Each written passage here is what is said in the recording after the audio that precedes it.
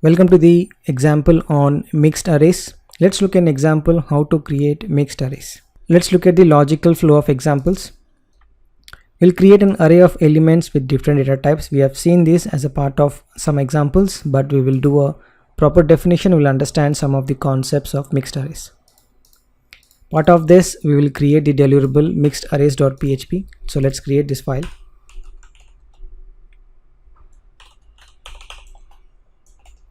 So one thing I want to remember this, if index is not specified, if you don't specify an index, then PHP will use the increment of the largest previously used integer key, which means if the last element is 10 and you're trying to insert the 11th one, the index will be 11. Okay, if your previously inserted index is like say 100, if you insert a new key without an index number, it will automatically increment from 101. Okay, so let's look at this example. So this is how you define an empty array. Okay, let's say your array of 0 is 1, and we will also do the mixed arrays. And let's say I'm jumping the index number to string.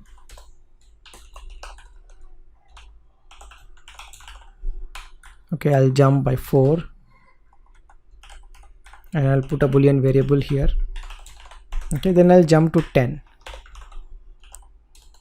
and I put 14.5. Okay, now how to add new elements to an array? Adding new values to array, you can simply do it with the square brackets is equal to new string 1, new string 2.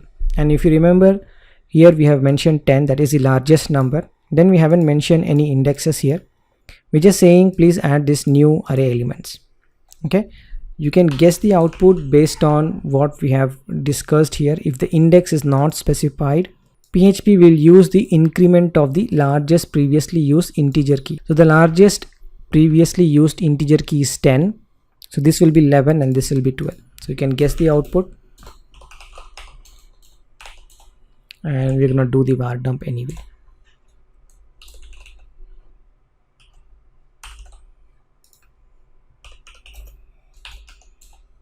Okay, so if you look at 10, it becomes 11 and 12. The strings is automatically added. So the strings is automatically added and 12 is the length of it. And the 12th element is again a string. Okay, so how to add new elements you have learned here. You have to just specify the square brackets and the array name and then the value. Okay, and how the indexes are defined, you can define it once the highest number is 10. The next highest number will be chosen plus 1. So if it is like 100, okay, this, guess what will be here? Okay, it will be 101. So it keep track of the last index number and attach plus 1 to it. And what happens if you make it 0? Okay, make 0th value as a string. Previously this value was previously 1 and now changed value, right, to string. Let's print the array. Now you cannot use for loop because you don't know what is the indexes, because indexes is not like 0 1 2 3 4 5. It is like random integer numbers. So for these cases you have to use for each loop, and you have to just mention what is the array and what is the value.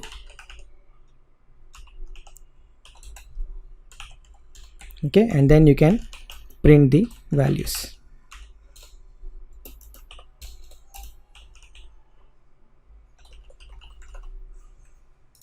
Okay, and it will just print those values. Okay, it converted 1 to string, right? That is this one. It was previously 1. Okay, now it became the string. Well, we have seen 0, 2, 4 and 10. Are you curious to know what is inside array of 1, that as we haven't mentioned it? Okay, so let's print this. Curious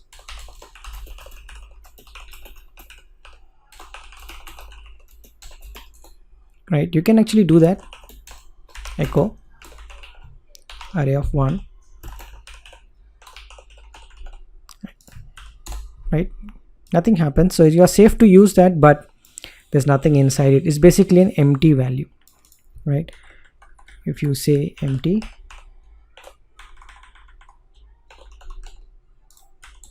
then it is 1, which means true.